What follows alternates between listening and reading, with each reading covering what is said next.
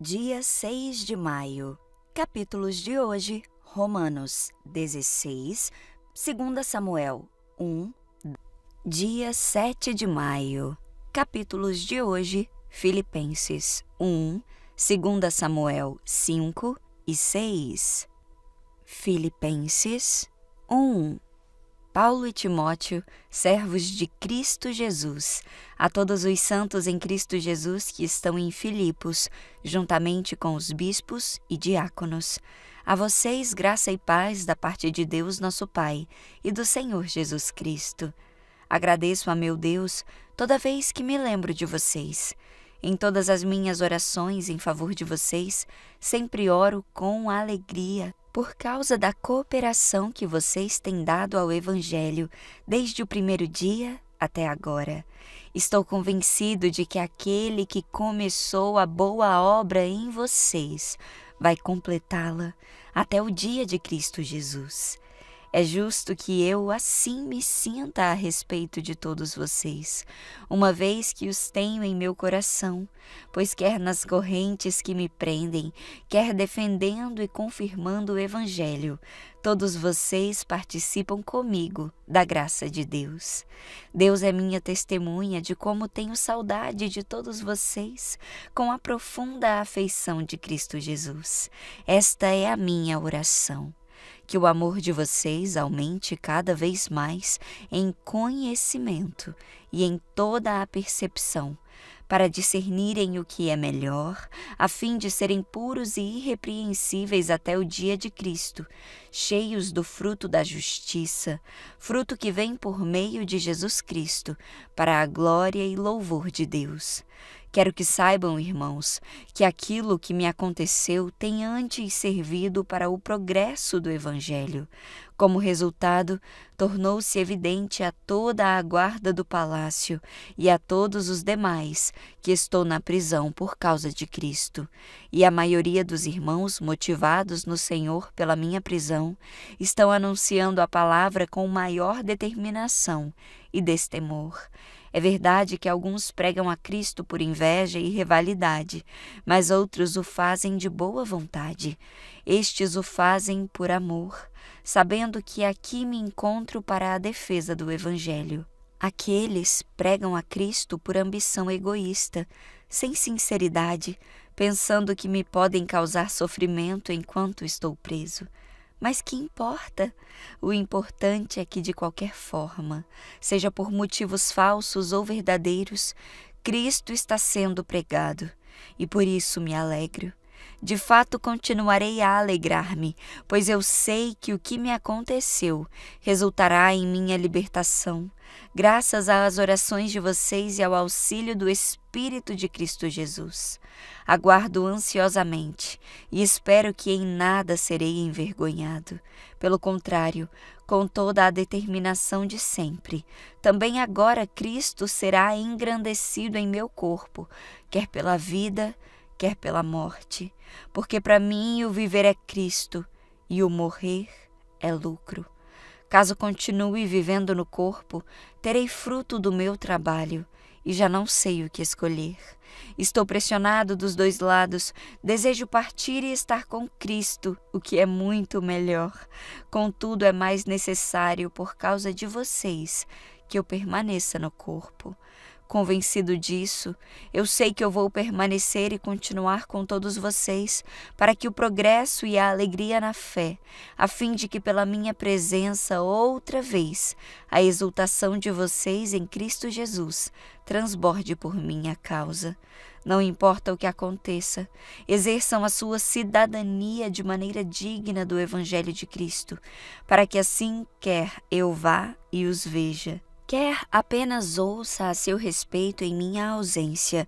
Fique eu sabendo que vocês permanecem firmes num só espírito, lutando unânimes pela fé evangélica, sem de alguma forma deixar-se intimidar por aqueles que se opõem a vocês.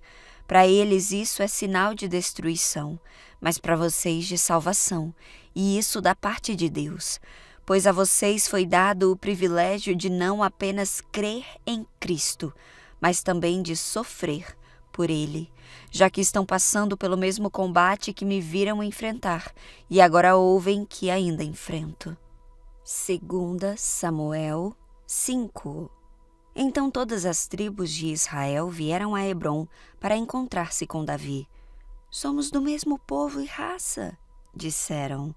No passado, quando Saul era nosso rei, era você que liderava o exército de Israel. E o Senhor lhe disse: você será o pastor do meu povo Israel, será o líder de Israel. Então, ali em Hebrom, o rei Davi fez um acordo diante do Senhor com todas as autoridades de Israel, e elas o ungiram rei de Israel. Davi tinha 30 anos quando começou a reinar, e ao todo reinou por 40 anos. Havia reinado sobre Judá 7 anos e 7 meses, e em Jerusalém reinou sobre todo o Israel e Judá por 33 anos.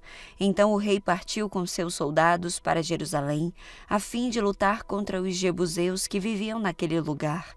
Os jebuseus zombavam de Davi. Você jamais entrará aqui. Até os cegos e aleijados são capazes de impedi-lo.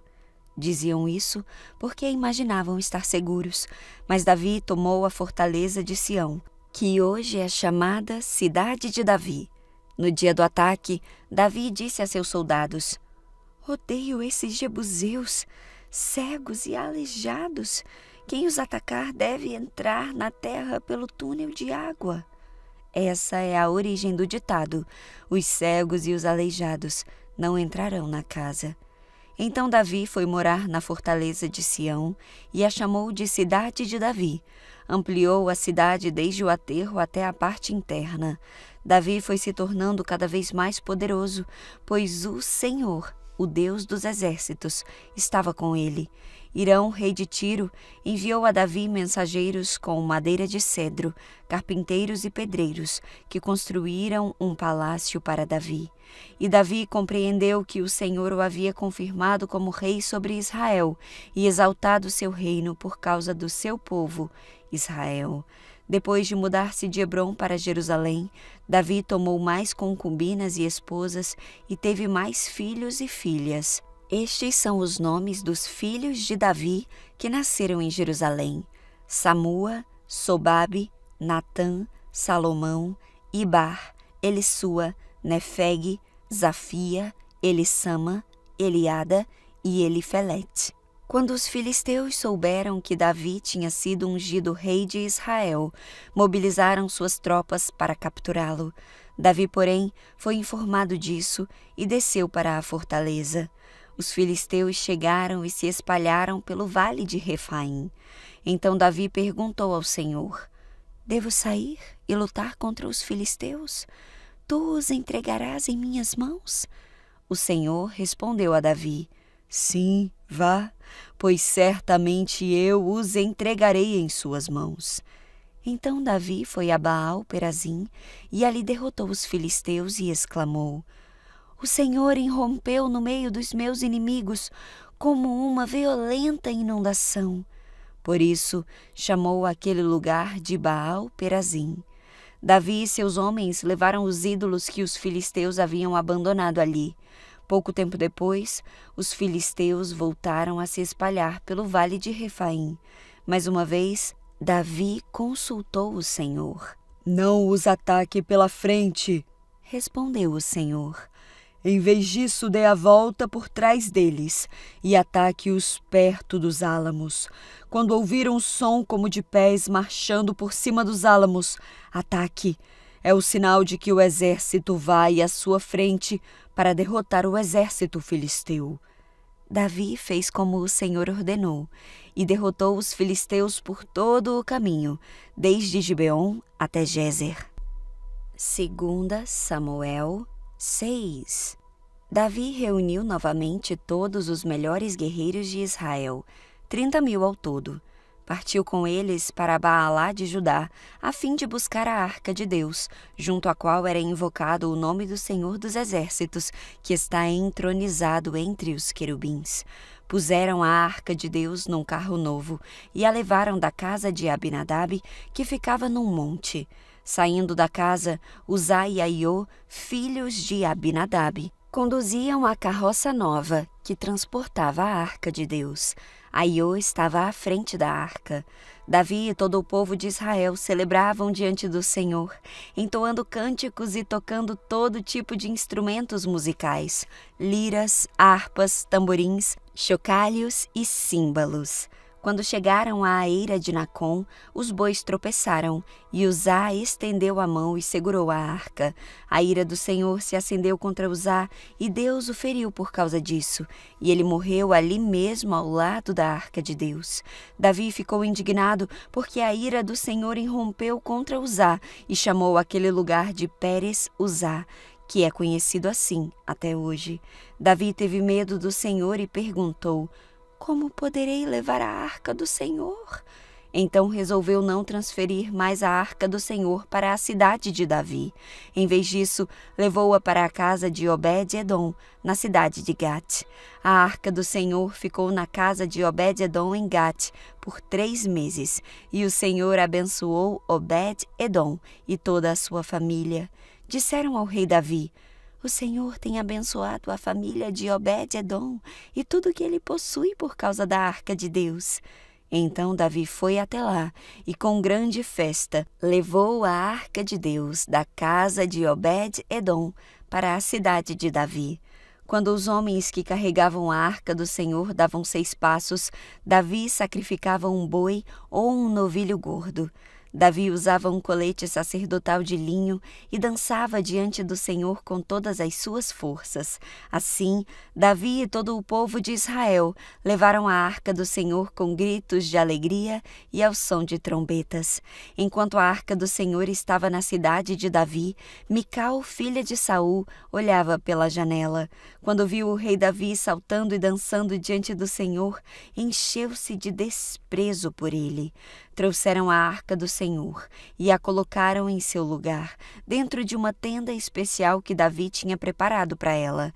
E Davi ofereceu ao Senhor holocaustos e ofertas de paz. Depois que terminou de oferecer os sacrifícios, abençoou o povo em nome do Senhor dos Exércitos. Para cada homem e mulher israelita na multidão, ele deu um pão, um bolo de tâmaras e um bolo de passas. Então todos voltaram para casa. Quando Davi voltou para casa a fim de abençoar sua família, Mical, filha de Saul, saiu ao encontro dele e disse: como o rei de Israel se mostrou digno de honra hoje, exibindo-se sem qualquer vergonha diante das servas, como um homem vulgar? Davi respondeu a Mical: eu dançava diante do Senhor, que me escolheu em lugar do seu pai e de toda a sua família. Ele me nomeou líder de Israel, o povo do Senhor. Por isso eu continuarei a celebrar diante do Senhor. Eu estou disposto a me tornar ainda mais desprezível e até mesmo a ser humilhado aos meus próprios olhos. Mas as servas que você mencionou certamente me considerarão digno de honra. E Mical, filha de Saul, não teve filhos até o final de sua vida.